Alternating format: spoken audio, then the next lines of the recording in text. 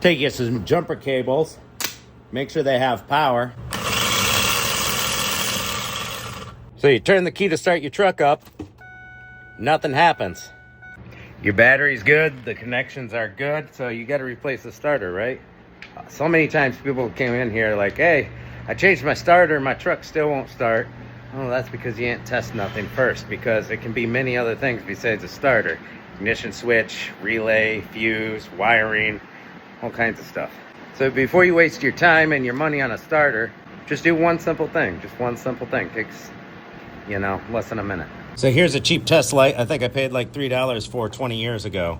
Hook it up to your negative post. We're not even gonna jack this up or put it on the lift yet, because we gotta be like, hey, what part do we need? Let's, gotta call the parts store and whatnot. We crawl underneath the truck. Here's your starter right here. Most vehicles these days have a solenoid built into the starter. See, it's one piece.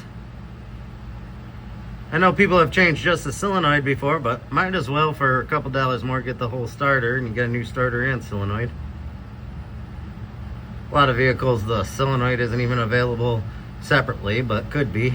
First thing we want to check is make sure that's our start terminal wire right there, S terminal. Make sure it's nice and tight. And this one is tight, but it's got a little play in this back of the solenoid. Make sure your BAT plus wire here, your power wire, is nice and tight and not too corroded. You can see this one's kind of corroded. If it looks real nasty, maybe try cleaning it up and reattaching it. Because if this starter can't pull the amps it needs, it's not going to start, but it'll show voltage. We take our little test light and put it to our power wire here. So make sure you got a nice bright light. When you get to know your test light, you can kind of tell the voltage by how bright it is. If it was low power on that battery, it would not be this light. And we're right there on that thick wire. Now we come around to this little wire. What happens is this little wire, it gets power when you turn the key to the start position. Turn it to the start position, Jamie. Right there, it lights up nice and bright. So when this little wire gets power from your ignition being turned to the start position, it connects inside here, the power wire, to this wire that you can't see from this camera angle. That powers the starter, and then the car goes vroom vroom. So quick little test to eliminate if it's anything between the key and the starter. Make sure your connections are tight and clean. You may not need a new starter. Maybe it's real nasty like this one. So if you're getting power on your wire and you're getting power on your wire, your S terminal wire where you turn the key, then it's probably going to be your starter or your connections. Check all your connections. And then finally you can go to replacing that starter. And don't forget to disconnect your battery before changing a starter or an alternator, or else you touch that hot wire to something metal while changing the starter, it's going to go and sparks are going to go flying. Here's our new starter, our 2 posts here for your power wire, and then you got this one, the solenoid. Once it gets power here, it sends this power over to here, and then via this little wire feeds the starter. And I have seen these get corroded and they build up a resistance and then they explode. And that you can repair. I've done it on more expensive starters, but this is only $110 plus tax starter. Change the whole starter.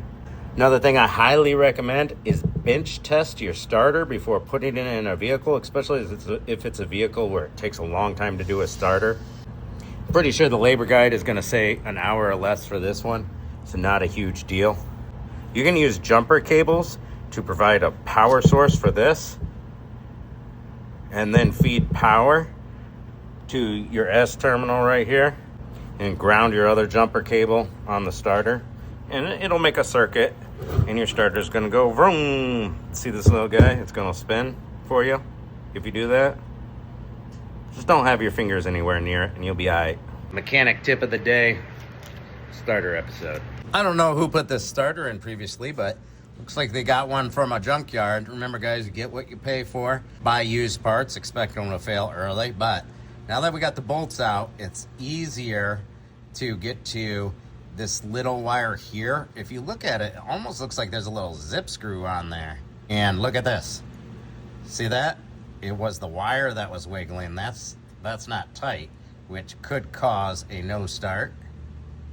Then we look at our wire here, and it is fraying.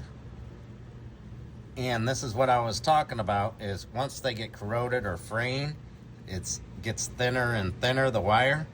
I've actually seen these melt, these wires going into the starter from the solenoid. And that's just another thing that can happen there. This connection is tight. This connection was tight. Not really a fan of whoever put this here crimp on here. We'll make sure that's all good and make sure this, sometimes your new starter will come with a little tail wire to put in. And now look at this right here. You see how the insulation is peeling and it doesn't look the greatest in there.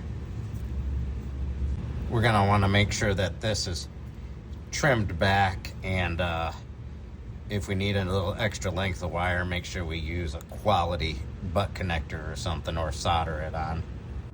So yeah, we got a couple of mistakes to fix, and only 2 out of the 3 bolts were put in. They were like, screw it, on that 3rd bolt that's harder to get to. Yep, crazy times. Just another day in the mechanic life, peeps. I got a better look at that, and you can see a couple of the copper strands are actually frayed right into the insulation there. And the copper has turned black. Definitely want to cut that piece out of the circuit. Here's something I've seen quite a few times before. See how your starter has a stud here?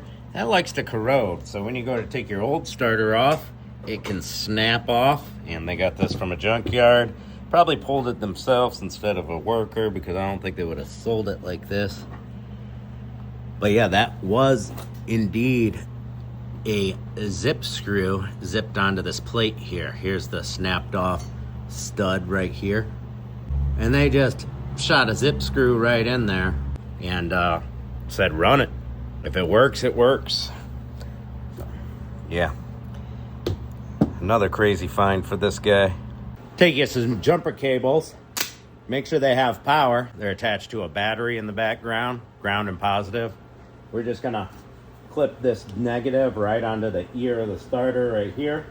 Now we're gonna simulate our battery right here, just like so. We're on the bat plus. This is the one going to the starter. There seems to be this big conception that you can just take a screwdriver across these posts.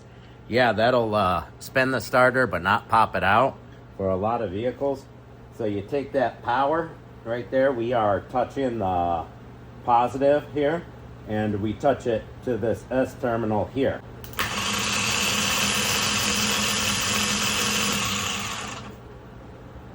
Starter's spinning. So the problem with this starter, yeah, we're pretty crusty on our power here. That is pretty damn wiggly and eaten up right there. And then also we had this loose self-tapping screw that was put in there. We got this wire fraying out pretty good. It's lost a bit of thickness. But there you go. Test your starters before replacing. Test your new starters before installing. Yeah, I'll show you. We'll take our little wire and we'll touch it to the little terminal and then the power.